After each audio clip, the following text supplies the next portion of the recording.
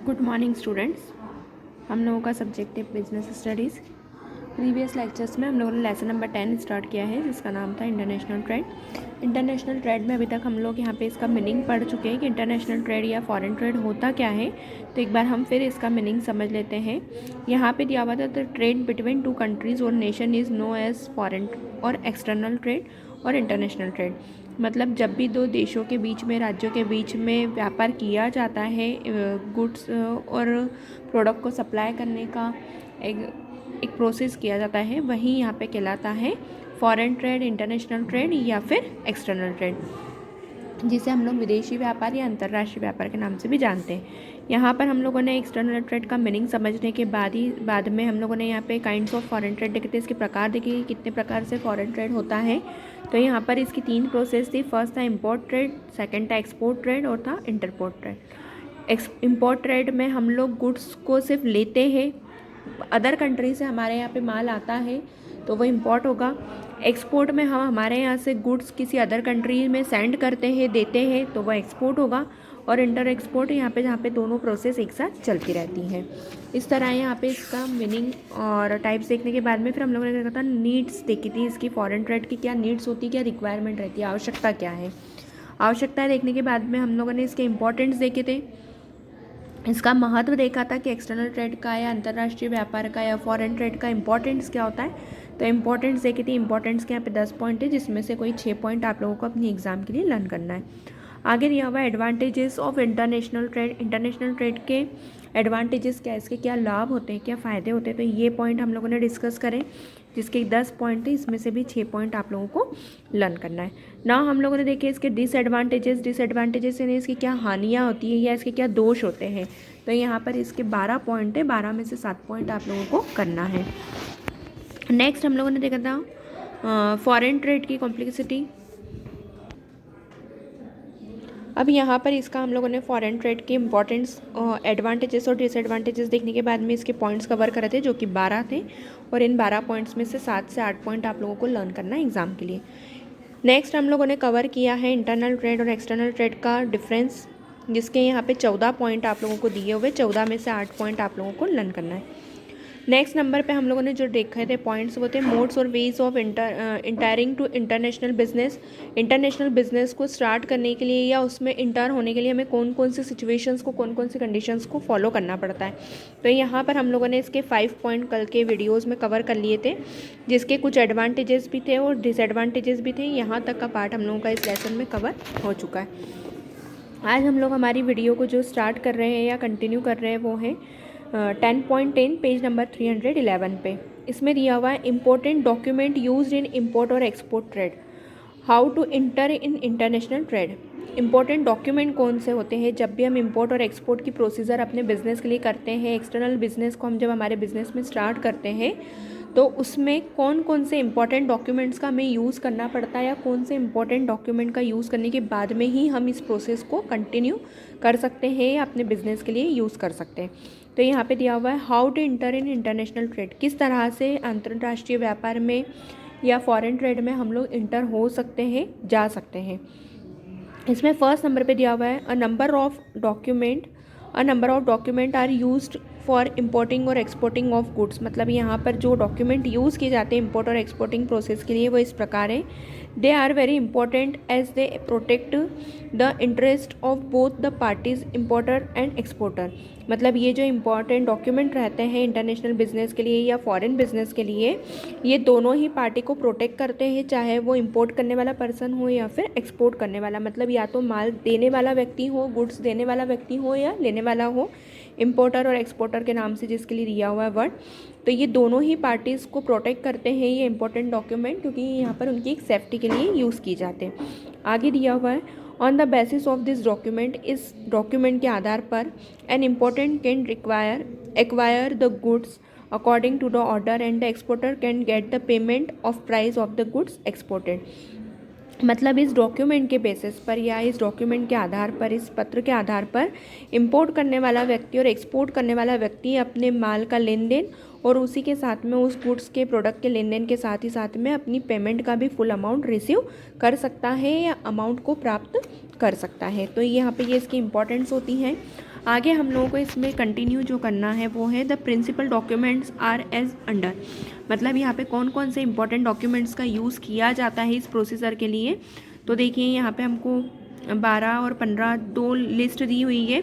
First number के column की जो लिस्ट है वो दी है documents used in import trade. Import यानी जब हमें माल को लेना है किसी अदर कंट्री से, जब हम गुड्स रिसीव करते हैं, इम्पोर्ट करते हैं, तो रिसीविंग की कंडीशन में इम्पोर्ट ट्रेड के लिए हमें कौन कौन से डॉक्यूमेंट कंपलसरी होते हैं या रिक्वायर्ड रहते हैं। तो इसमें फर्स्ट दिया हुआ है ऑर्डर और indent, bill of landing, certificate of origin, consular invoice, shipping bill, shipping order, bill of entry, bill of slide, dock warranty, dock challan, फिर चार्टर पार्टी और फिर लेटर टू ऑफिसर। मतलब यहाँ पे हमें इतने डॉक्यूमेंट्स की रिक्वायरमेंट रहती है, या इन डॉक्यूमेंट्स में से अगर आधे भी हमारे बिजनेस के अकॉर्डिंगली कंडीशन को फुलफिल करते हैं, रिक्वायर्ड करते हैं, तो यहाँ पर हम इसमें से उन डॉक्यूमेंट्स का यूज़ अपने बिजनेस के लिए कर सकते हैं। ना हम लोग सेकंड नंबर के कॉलम को देखते हैं, तो इसमें दिया हुआ है important documents used in export trade.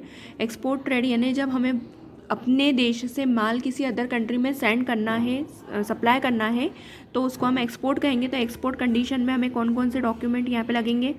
सबसे पहले है order, indent, bill of landing, certificate of origin, counsellors invoice, charter party, mates receipts, shipping order, shipping bill, dock receipt, dock challan, insurance policy, letter of officer और bills of exchange, और last में दिया हुआ है invoice. मतलब ये दोनों condition में हमें इंपोर्ट और एक्सपोर्ट की सिचुएशन, दोनों सिचुएशन में हमें जो जो डॉक्यूमेंट हमारे बिजनेस को कंटिन्यू करने के लिए लगते हैं, या जिनकी रिक्वायरमेंट हमें बिजनेस में कभी भी लग सकती है इंपोर्ट एक्सपोर्ट के टाइम पे, तो ये उनकी लिस्ट दी हुई है। आगे हम लोग देख रहे हैं we shall discuss the documents in detail, और इन सभी डॉक्यूमेंट्स को अब हम लोग नीचे डिटेल में पढ़ रहे हैं। जो फर्स्ट नंबर पे दिया हुआ है इंपोर्ट के, इसके 12 पॉइंट्स है, ये भी हम लोग डिस्कस करेंगे, और साथ ही में इधर जो 15 पॉइंट्स हमको दिए हुए हैं एक्सपोर्ट ट्रेड के, वो भी अब हम लोग डिस्कस करते हैं।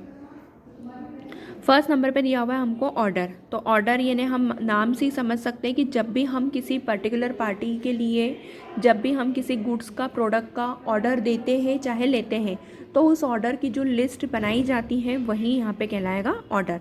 मतलब जब भी हमें गुड्स सप्लाई करना है या गुड्स रिसीव करना है, तो एक रिटर्न और ओरल एग्रीमेंट के बेसिस पर ये ऑर्डर तैयार किया जाता है कि आपने जो गुड्स को सप्लाई करने का या रिसीव करने के लिए जो आपने सामने वाले से कांटेक्ट किया है, वो किस बिहाफ पे है, कौन सी क्वालिटी आपने ली है, या कौन सी क्वालिटी का, कौन से क्वालिटी के साथ ही साथ में design, colour combination, goods related सारी इन्फॉर्मेशन इस ऑर्डर में क्लियर रहती है। उसके साथ ही साथ में उसकी प्राइस के साथ में उसके अगर कुछ हमने डिस्काउंट्स दिए हैं तो वो भी इस ऑर्डर के साथ में मेंशन रहते हैं। नेक्स्ट नंबर पे दिया हुआ है मीनिंग ऑफ इंडेंट। यहाँ पे दिया हुआ है an indent is an order placed by the importer और exporter agents to dispatch the goods. मतलब यहाँ पे इंडेंट यानी जब भी दो पार्टीज़ के बीच में किसी भी तरह की डील फाइनल होती, चाहे वो इम्पोर्ट हो या फिर एक्सपोर्ट हो, किसी भी तरह के इम्पोर्ट और एक्सपोर्ट की जब पार्टीज़ के बीच में डील फाइनल होती है, तो उस इम्पोर्ट और एक्सपोर्ट की प्रोसीजर जिस पर्सन के द्वारा, मीडिएटर के द्वारा कंटिन्यू की जाती है, पूरी की जाती है, वो यहाँ पे कहलाता है इंडेंट। मतलब एक मीडिएटर होता है जो हमारी इस दोनों प्रोसेस को कंटिन्यू करता है या कंटिन्यू करने में हमें सपोर्ट करता है, जिसे हम यहाँ पे इंडेंट के नाम से जानते हैं। आगे दिया हुआ है कैरेक्टरिस्टिक्स ऑफ इंडेंट। यहाँ पर उसकी कैरेक्टरिस्टिक्स दी है। ये फर्स्ट नंबर पे दिया हुआ है it is always is return form. जो भी फॉर्मेलिटीज़ इस पर्सन के द्वारा कंटिन्यू की जाती है या कैरी की जाती है वो हमेशा रिटर्न फॉर्म में होती है, लिखित होना चाहिए। It is used only in foreign trade. यहाँ ये जो एक प्रोसेस रहती है इंडेंट के द्वारा, जो प्रोसेस की जाती है उस पर्सन के द्वारा गुड्स को डिस्पैच करने की या सप्लाई करने की, वो हमेशा फॉरेन ट्रेड के लिए ही यूज़ की जाती है। Foreign trade in the sense आपका इंटरनेशनल बिजनेस, या हिंदी में अगर कहा जाए तो अंतर्राष्ट्रीय व्यापार के लिए ही ये प्रोसेस लागू की जाती है या की जाती है। आगे दिया हुआ it is send to export agent. ये हमेशा एक्सपोर्ट एजेंट के द्वारा ही सेंड किया जाता है। मतलब जो भी माल को सप्लाई कर रहा है उसकी तरफ से ये फैसिलिटीज़ प्रोवाइड करवाई जाती हैं। आगे दिया हुआ it contents all instructions regarding quality, quantity and rate of the goods etcetera. और इस रिटर्न डॉक्यूमेंट में, इंडेंट के रिटर्न डॉक्यूमेंट में एजेंट की तरफ से या जो भी एक्सपोर्टर है उसकी तरफ से जो भी गुड्स से रिलेटेड जितनी भी इन्फॉर्मेशन है वो इन्फॉर्मेशन चाहे क्वालिटी। तो स्टूडेंट्स यहाँ पर अभी हम लोगों ने इंडेंट से रिलेटेड इसके कैरेक्टरिस्टिक्स देखें। अब हम लोग देख रहे हैं काइंड्स ऑफ इंडेंट, कितने प्रकार के इंडेंट होते हैं।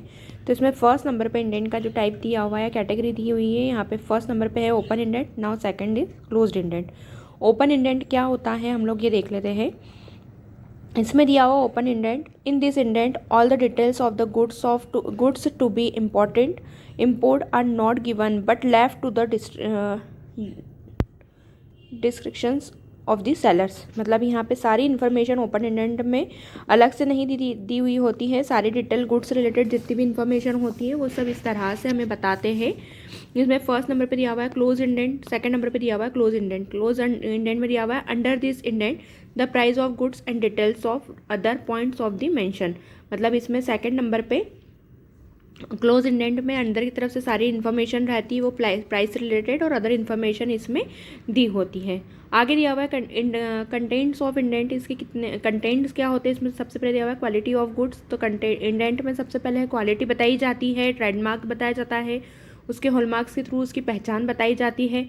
सेकंड नंबर पे दिया हुआ है packing the mode of packing is mention it by the importer की तरफ से इसकी पैकेजिंग अच्छी से करवाई जाती है। Packing must be such way in they should their desire destination safely. और इस पैकिंग के ऊपर ज़्यादा प्रॉपर ध्यान दिया जाता है, बहुत अच्छी से इसके ऊपर फोकस किया जाता है ताकि जो भी प्रोडक्ट है, जो भी गुड है हमारा, वो सेफली अपनी जगह पर व्यवस्थित पहुंच जाए। सेकंड नंबर पर दिया हुआ name of the ship. The importer has to mention the name of the ship and the time of landing the goods. यहाँ पर हमेशा इंडेंट में जो भी हमारा गुड हमने इंपोर्ट किया है, जो भी हम माल सप्लाई कर रहे हैं, उसमें हमेशा उस शिप के बारे में भी इंफॉर्मेशन दी जाती है कि किस शिप से, किस जहाज़ के थ्रू हमने अपना माल सप्लाई किया है और उसका रिपोर्टिंग टाइम क्या रहेगा या कितनी बजे हमें पार्सल हमारा रिसीव हो जाएगा। आगे दिया हुआ है इंश्योरेंस। तो insurance is compulsory in foreign trade because यहाँ पर हमें दिया हुआ है कि फॉरेन ट्रेड मतलब जब भी हम विदेशी व्यापार करते हैं या अंतर्राष्ट्रीय व्यापार करते हैं तो उसमें इंश्योरेंस यानी बीमा बहुत ज़रूरी होता है, बहुत आवश्यक होता है। देयर आर में changes of accident in shipping, क्योंकि बहुत सारी कंडीशन ऐसी क्रिएट हो जाती है कि शिपिंग के थ्रू जब हम माल को सप्लाई करते हैं तो गुड के या प्रोडक्ट के डैमेज होने की कैपेसिटी रहती है या एक संभावना बनी रहती है, प्रोबेबिलिटी बनी रहती है। So the name of the company and condition of insurance and mention in the indent.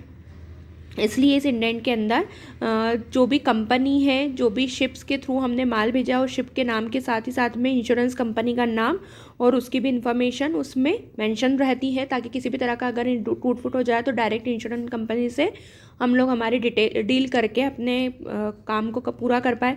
आगे दिया हुआ है मार्केटिंग। अ स्पेशल मार्क और sign has to be made on each container so that can easily be tracked out the port of importing country.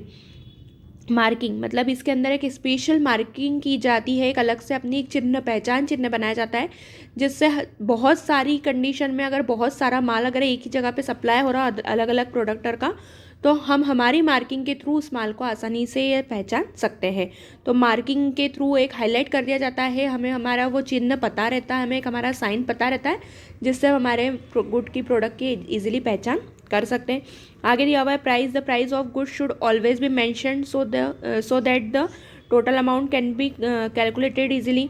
इसमें हर product के ऊपर उसकी price easily लिखी हुई सभी प्राइस लिखी रहती है, इसलिए हम हमारे टोटल प्रोडक्ट की एक्चुअल कॉस्टिंग निकाल सकते हैं कि सारे प्रोडक्ट की मिला के एक्चुअल कॉस्टिंग या टोटल कॉस्टिंग कितनी आ रही है। Payment. The mode of payment in foreign trade should be clearly mention in the indent in an indent. मतलब जब भी हम हमारे इंडेंट के थ्रू हम लोग हमारे प्रोडक्ट को सप्लाई करते हैं, गुड्स को सप्लाई करते हैं, तो मोड ऑफ पेमेंट क्या है, अमाउंट हम किस तरह से पे करेंगे, ये इंडेंट में क्लियर इजीली लिखा हुआ रहता है, क्लियर मेंशन रहता है। इस तरह से हमने यहाँ पे इसके 8 से 9 पॉइंट पढ़े हैं कंटेंट ऑफ इंडेंट के। तो ये अब आप लोग करेंगे। सेकंड नंबर पे हमको जो इसका पॉइंट दिया हुआ है नीचे ई नंबर पे दिया हुआ है differences between order and indent. यहाँ पे हमें इंडेंट के और ऑर्डर के बीच का डिफरेंस दिया हुआ है, अंतर दिया हुआ है। तो ऑर्डर और इंडेंट आप लोग अपने आप से करेंगे क्योंकि ऑर्डर को भी हम लोग पढ़ चुके हैं और इंडेंट को भी हम लोगों ने पढ़ लिया है। 7 पॉइंट है, 5 पॉइंट आप लोगों को एनी हाउ करना है। आगे दिया हुआ है चार्टर पार्टी। चार्टर पार्टी के लिए हमको यहाँ पे मीनिंग दिया हुआ है इम्पोर्टेंट कैन हायर द वोल और part of the ship when a large quantity of goods is to be sent to the important, मतलब चार्टर पार्टी यहाँ पे दिया हुआ है जब एक्सपोर्टर की तरफ से शिप के थ्रू किसी भी लार्ज क्वांटिटी मतलब ज़्यादा मात्रा में जब गुड्स को सप्लाई किया जाता है, सेंड किया जाता है, तो वो यहाँ पर इसका यूज़ होगा। आगे दिया हुआ था agreement made by an important with the shipping company is known as charter party, मतलब यहाँ पर शिपिंग कंपनी के थ्रू कंपनी की तरफ से जब एक सारी फॉर्मेलिटीज़ कंप्लीट की जाती है तो यहाँ पर इसे ही चार्टर पार्टी के नाम से हम जानते हैं या कहा जाता है। आगे दिया हुआ है कंटेंट ऑफ चार्टर पार्टीज़ की क्या कंटेंट है, तो इसमें फर्स्ट नंबर पे दिया हुआ है कंप्लीट डिटेल ऑफ एक्सपोर्टर और importer.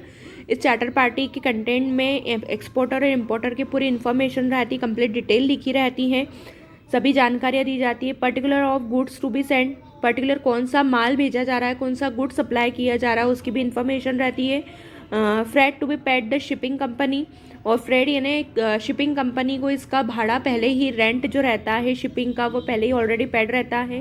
Time of loading and uploading unloading of the goods को अपलोड और अनअपलोड करने का जो टाइम रहता है, किस समय हमें हमारा माल रिसीव हो जाएगा, किस समय डिलीवर्ड किया रहता है, ये कंटेंट इसमें दिया रहता है। आगे दिया हुआ है demurrages if any, demurrage if any, यानी अगर किसी तरह का कोई डैमेज हुआ है तो उसकी इन्फॉर्मेशन रहती है। Mode of payment of freight है ना, हमें किस तरह से इसका खर्चा किराया देना है, गाड़ी भाड़ा हमें किस तरह से चुकाना है, तो उसकी भी यहाँ पे डिटेल दी रहती है। अब आगे हम लोग पढ़ रहे हैं bill of loading. Bill of loading होता क्या है, तो बिल ऑफ लोडिंग के बारे में हमको दिया हुआ है। Meaning of bill loading, when the quantity of goods is small and a part of the ship is to be occupied by the goods being dispatch the goods are deposited with the shipping company. The receipt issued by the shipping company for the acknowledgement of goods is called bill of lading. यहाँ पर अगर हम in short समझे तो यहाँ से हमको दिया हुआ है the receipt issued by the shipping company for the acknowledgement of goods को सप्लाई करने के टाइम पे उसके एक्नॉलेजमेंट के लिए, उसकी जानकारी के लिए शिपिंग कंपनी की तरफ से जो एक रिसिप्ट दी जाती है उसे ही हम यहाँ पे बिल ऑफ लैंडिंग कहते हैं। और यहाँ पर दिया हुआ है meaning of bill and landing when the quantity of goods it's small, मतलब यहाँ पर जब बहुत छोटी मात्रा में हम माल सप्लाई कर रहे हैं और शिप का पर्टिकुलर छोटे से एक एरिया में भी वो माल इजीली डिलीवर्ड हो सकता है, तो शिपिंग कंपनी की तरफ से जब उस गुड को सप्लाई करने के लिए पर्टिकुलर जो एक रिसिप्ट हमें दी जाती है वही यहाँ पे बिल ऑफ लैंडिंग के नाम से जानी जाती है। आगे दिया हुआ है बिल ऑफ लैंडिंग के कंटेंट दिए हुए name and address of exporter and importer of the goods, माल को सप्लाई करने वाले और रिसीव करने वाले दोनों का नाम रहेगा। Name of the shipping company का नाम भी रहेगा। आगे दिया हुआ है कंप्लीट डिस्क्रिप्शन ऑफ गुड्स के बारे में, प्रोडक्ट के बारे में पूरी जानकारी रहेगी। Name of importing sea port, किस सी में किस वे से ये इम्पोर्ट किया जा रहा है सप्लाई गुड्स। आगे दिया हुआ है name of the content of the ship, name of the captain of the ship, company का शिप का जो भी कैप्टन है जो ये सप्लाई करवा रहा है उसका नेम वहाँ पे मेंशन रहता है। कंडीशन ऑफ पैकिंग की कंडीशन क्लियर रहती है। फ्राइट अमाउंट मतलब फ्रेट अमाउंट यानी किस तरह से हमें उसका भाड़ा यहाँ पे चुकाना है। आगे दिया हुआ है characteristics of bills of landing, characteristics यानी इसकी क्या विशेषता होती है। It is document of title, ये गुड्स के लिए एक टाइटल होता है, डॉक्यूमेंट होता है। आगे दिया हुआ है it is a semi negotiable instrument, मतलब यहाँ पे नेगोशिएबल, यहाँ पे इजीली एडजस्टमेंट किया जा सकता है। It can be transferred from one person to another, एक व्यक्ति के द्वारा दूसरे व्यक्ति को जब माल सप्लाई किया जाता है तो उसकी इन्फॉर्मेशन रहती है। तो यहाँ पर ये इसके कैरेक्टरिस्टिक्स दिए हुए। नाउ सेकंड नंबर पे हम लोग यहाँ पर देख रहे हैं types of bill of landing. Types of bills of landing, कितनी तरह से हम इसको सप्लाई कर सकते हैं। तो इसमें फर्स्ट नंबर पर दिया हुआ है क्लीन बिल ऑफ लैंडिंग, और सेकेंड नंबर पर दिया हुआ है foul bill of landing. Clean bill of landing के लिए दिया हुआ है clean bill of landing bear a proof that the package were in goods condition when loaded. Good condition मतलब क्लीन बिल लैंडिंग जो रहता है, मतलब ये इस चीज़ का प्रूफ देता है कि जब माल अपलोड किया गया, जब सप्लाई किया गया गुड्स, तो वो पूरा अच्छी कंडीशन में, बेस्ट कंडीशन में था। गुड कंडीशन व्हेन लोडेड मतलब जब इसमें रखा गया है तो वो अच्छी कंडीशन में सप्लाई किया गया, रखा गया, ये उसका क्लीन ऑफ बिल लैंडिंग का प्रूफ रहता है। सेकंड नंबर पे दिया हुआ है foul bill of landing. A foul bill of landing is made when packages are in damaged condition, मतलब फाउल बिल ऑफ लैंडिंग ये सेकंड नंबर का जो डॉक्यूमेंट रहता है ये इस चीज़ का प्रूफ देता है कि जब सप्लाई किया गया गुड का तो वो डैमेज कंडीशन का गुड था। तो इस तरह से दो तरह की इसकी कैटेगरीज होती हैं। अब आगे दिया हुआ है functions of bill of landing, इसके क्या कार्य होते हैं लैंडिंग बिल ऑफ लैंडिंग के। सबसे पहले दिया हुआ है receipt of title of the good. जो भी हम लोग गुड्स को सप्लाई करते हैं, प्रोडक्ट को सप्लाई करते हैं, तो ये उसको रिसिप्ट करने की एक प्रोडक्ट वो होता है, डॉक्यूमेंट होता है, जिसमें ये बताया जाता है कि गुड्स हमें इस व्यक्ति के द्वारा इस तरह से सप्लाई हुआ है। सेकेंड नंबर पे दिया हुआ है contract to carry the mention goods. Contract to carry the, it is a legal contract between the exporter and the shipping company. इन दोनों शिपिंग कंपनी और कॉन्ट्रैक्टर के बीच में एक कॉन्ट्रैक्ट होता है एक्सपोर्टर के बीच में, कि हमारा जो माल है वो किस तरह से हमने सप्लाई किया है, सेंड किया है, और किस व्यक्ति के द्वारा इसकी सारी प्रोसेस की जाएगी। आगे दिया हुआ डॉक्यूमेंट ऑफ टाइटल। ये जो बिल ऑफ लैंडिंग होता है ये गुड्स के कैरी करने का एक डॉक्यूमेंट होता है, रिटर्न होता है ये। Negotiable, the bill of landing can be endorsed, मतलब अगर किसी तरह की कंडीशन क्रिएट होती है तो ये नेगोशिएबल एडजस्टमेंट हो सकता है। Security against loan, it can be used as security for taking loan from bank etcetera. अगर हमें किसी तरह की सिक्योरिटी पर्पज से कुछ अमाउंट पे करनी है तो हम बैंक के थ्रू इसको करवा सकते हैं। आगे नंबर दिया हुआ है is bill of landing is negotiable instrument, क्या ये एडजस्टेबल हो सकता है, तो ये आप लोग खुद से एक बार करना। आगे दिया हुआ है मेट्स रिसिप्ट। मेट्स रिसिप्ट दिया हुआ है the when goods are loaded on the ship the captain और his assistant known as mate issued a receipt which is known as mate's receipt. मतलब जब भी हम शिप में माल को लोड करते हैं, रखते हैं, उसमें अरेंज करते हैं, तो यहाँ पर शिप का जो भी कैप्टन रहता है और उसका जो असिस्टेंट रहता है वो ये सब जानकारी रखता है इन सब चीज़ों के बारे में। एक पूरा चेकिंग करता है, तो वही रिसिप्ट यहाँ पे मेटल रिसिप्ट के नाम से जानी जाती है। आगे दिया हुआ है this is an acceptance given by the captain of the ship is duck authorities. मतलब यहाँ पर ये इस चीज़ का प्रूफ देती है कि जब हम लोग शिप में माल को लोड कर रहे हैं तो कैप्टन ने इन सारी चीज़ों को एक्सेप्ट किया है कि किस तरह से हम कैसा माल रख रहे हैं। अब इसमें भी दो रिसिप्ट रहेगी, क्लीन रिसिप्ट और फॉल रिसिप्ट। क्लीन रिसिप्ट यानी जब माल हम लोगों ने रखा वो गुड कंडीशन का था, और फॉल रिसिप्ट यानी किसी तरह का ऑब्जर्वेशन गलत हो गया है, किसी तरह का अगर हमारा डैमेज हो गया है किसी तरह का प्रोडक्ट, तो वो फॉल रिसिप्ट में आएगा। अब नेक्स्ट नंबर पे दिया हुआ 10.17 में बिल ऑफ लैंडिंग और चार्टर पार्टी। इन दोनों के बीच के जो डिफरेंसेस है वो आप लोग सेल्फ करेंगे, क्योंकि ये दोनों हम लोगों ने पूरे डिटेल में पढ़ लिए।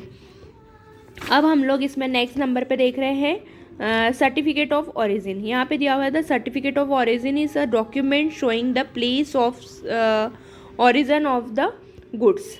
इट्स एग्जाम्पल, मतलब हम ये एक सर्टिफिकेट होता है origin of document showing the place of origin of the goods.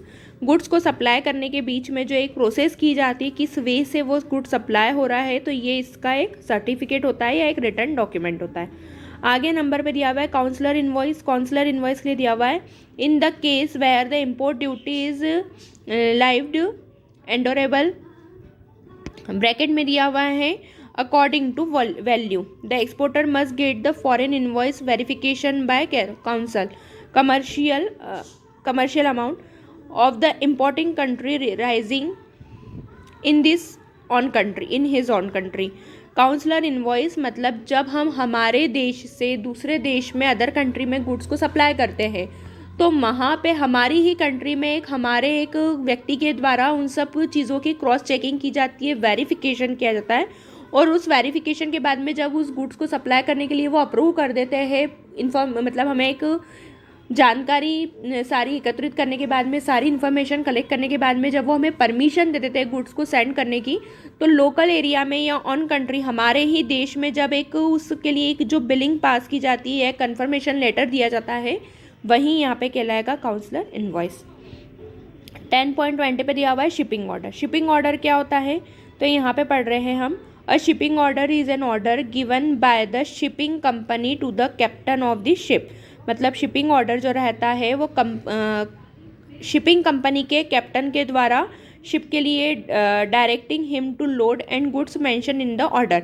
मतलब शिपिंग ऑर्डर में शिपिंग कंपनी के द्वारा शिप का जो भी कैप्टन रहता है उसे ये एक लेटर दिया जाता है, एक अथॉरिटी दी जाती है कि जब भी डायरेक्टली शिप में किसी भी तरह का गुड लोडेड होता है तो वहाँ पर वो ऑर्डर के अकॉर्डिंगली है या नहीं, तो उस ऑर्डर की जो एक रिसिप्ट रहती है वो ही यहाँ पे शिपिंग ऑर्डर के नाम से जानी जाती है। अब यहाँ पे शिपिंग ऑर्डर के लिए दिया हुआ है it may of two types, ये दो तरह की होती है, एक होता है एडवांस शिपिंग ऑर्डर और एक होता है रेडी शिपिंग ऑर्डर।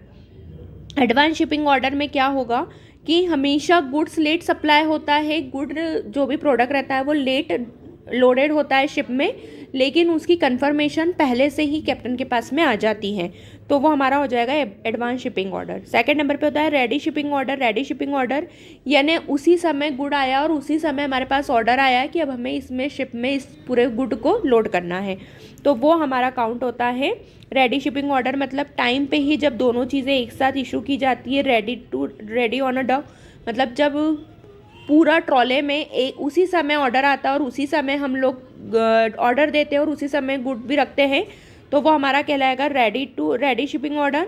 और ये रहेगा एडवांस शिपिंग ऑर्डर। तो एडवांस शिपिंग ऑर्डर वो ऑर्डर होता है जिसमें हमें ऑर्डर पहले से एडवांस में आ जाता है लेकिन गुड लेट डिलीवर्ड होता है। नेक्स्ट नंबर पे दिया हुआ 10.21 पे शिपिंग बिल। शिपिंग बिल क्या होता है, तो एक्सपोर्ट ड्यूटी की तरफ से ये पेड किया जाता है before loading goods on the ship, export duty to be paid. मतलब जब गुड को हम सप्लाई नहीं करते हैं, गुड को हम लोड नहीं करते, तो उसके पहले से ही उसका एक एस्टिमेट बिल बना लिया जाता है जो एक्सपोर्टर की तरफ से सप्लाई किया जाता है। Shipping bill is printed from made available by custom officially और the exporter required from fill in the other details about the goods such as quality, quantity. और इस शिपिंग बिल में उस गुड्स से रिलेटेड सारी इन्फॉर्मेशन रहती है, quality, quantity और अदर वॉल्यूम्स, उसकी सारी रिक्वायर्ड, उसका मार्क क्या है, नंबर ऑफ़ पैकेजेस कितनी पैकिंग हमने करी है, गुड्स से रिलेटेड सारी इन्फॉर्मेशन इसमें शिपिंग बिल में लिखी जाती है और इस शिपिंग बिल के थ्रू ही हमारा माल आगे कन्वर्ट होता है, सेंड होता है। अब ये शिपिंग बिल की दो कॉपी रहती है, एक कॉपी तो कस्टमर के पास में रहती है, एक्सपोर्टर के पास में और इम्पोर्टर के पास में, कि किस तरह से माल हमने दिया और किस तरह से सामने वाला उसको रिसीव कर रहा है। आगे दिया हुआ है डक चालान। डक चालान में हमको यहाँ पे दिया हुआ है some duck expenses are to paid by the exporter to his good for his the forwarding agent fill 2 copies from and submit to the dock office।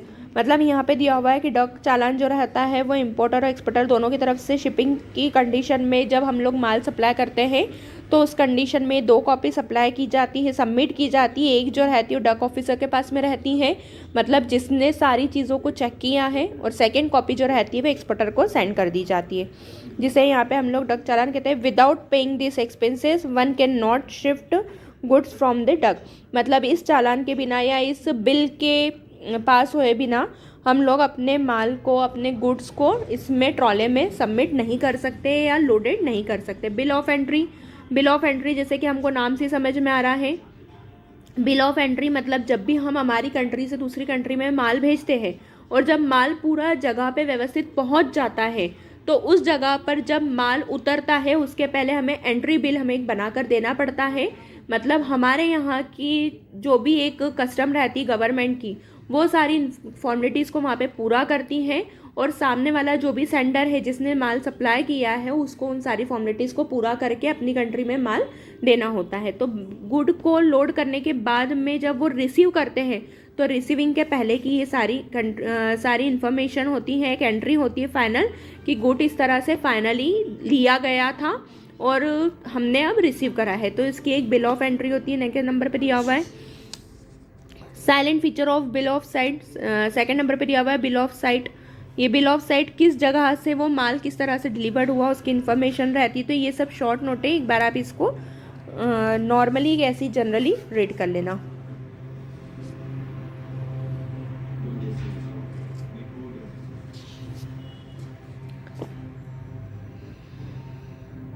Next number पे यहाँ पे दिया हुआ है इम्पोर्ट ट्रेड। इम्पोर्ट ट्रेड यहाँ पे क्या होता है, तो इम्पोर्ट ट्रेड को हम लोग यहाँ पे पढ़ते हैं।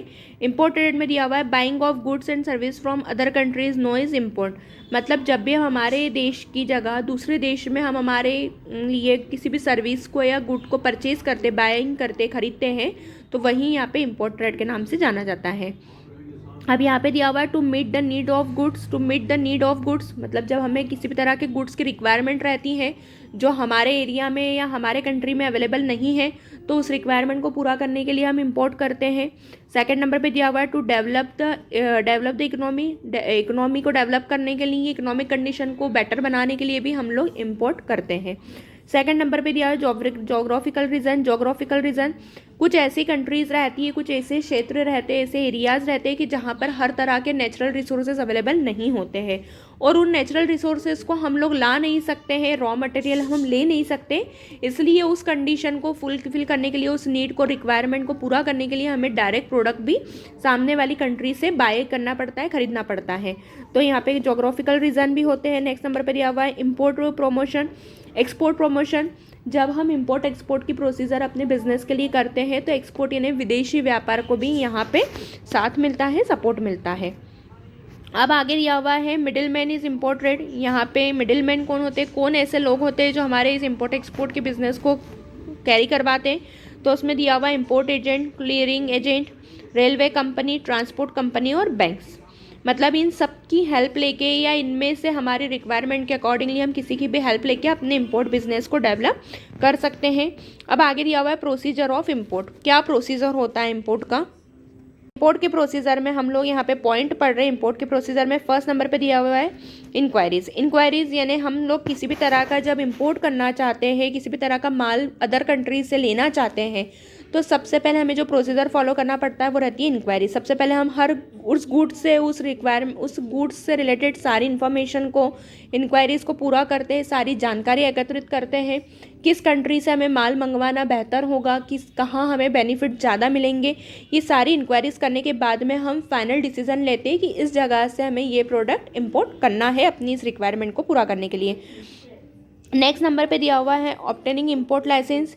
जब भी हमें हमारे बिजनेस में इंपोर्ट एक्सपोर्ट बिजनेस को पूरा करना है या कैरी करना है तो इंपोर्ट करने के लिए हमें सबसे पहले इंपोर्ट लाइसेंस हमारी गवर्नमेंट से और अदर कंट्री से जहाँ पे हम लोग माल ले रहे हैं, बाइंग कर रहे हैं, खरीद रहे हैं, उस जगह से हमें इंपोर्ट लाइसेंस एक लेना कंपलसरी होता है, क्योंकि इस इंपोर्ट लाइसेंस के बेसिस पर ही हम लोग हमारे बिजनेस में इंपोर्ट एक्सपोर्ट की प्रोसीजर कर सकते हैं। नेक्स्ट नंबर पे यहाँ पे दिया हुआ है import licence are two types. Import licence भी होता है, वो दो तरह का होता है।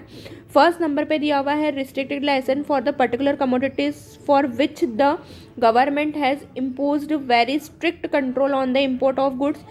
एक इम्पोर्ट लाइसेंस ऐसा होता है जो पर्टिकुलर कमोडिटीज़ मतलब पर्टिकुलर किन्हीं लोगों के लिए ही ईज़िली अवेलेबल होता है, क्योंकि कुछ गुड को इंपोर्ट और एक्सपोर्ट करने के लिए हमेशा एक गवर्नमेंट का एक स्ट्रिक्ट कंट्रोल होता है, कमांड होती है कि हर व्यक्ति उस चीज़ को परचेस नहीं करवा सकता है।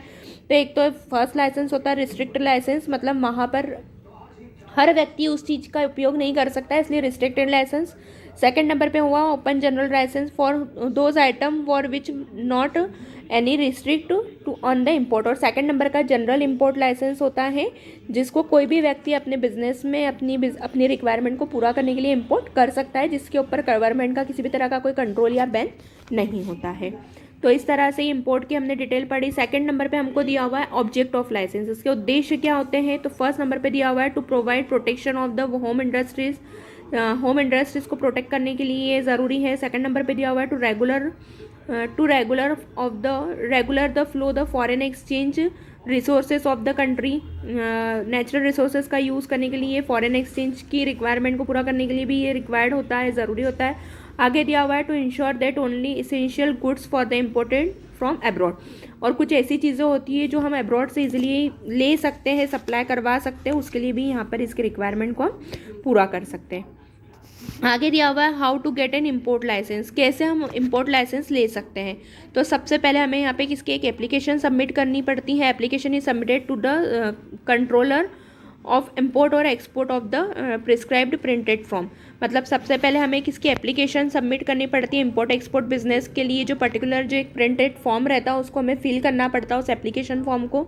उस एप्लीकेशन फॉर्म को फिलअप करने के बाद में हमारा सारा क्रॉस वेरिफिकेशन होता है कि कौन सा माल हम मंगवाना चाहते हैं, हमारा जो एम है उस प्रोडक्ट को परचेज़ करने का वो वाकई में लीगल है या कुछ गलत कंडीशन में हम लोग गुड को सप्लाई करवाना चाहते हैं, सारी कंडीशन को क्रॉस चेक करने के बाद में, गवर्नमेंट का अप्रूवमेंट होने के बाद में, वेरिफिकेशन होने के बाद में, हमारी लाइसेंस, हमारी सारी पर्सनल डिटेल को जानने के बाद में ही हमें इंपोर्ट लाइसेंस वहाँ से इशू होता है।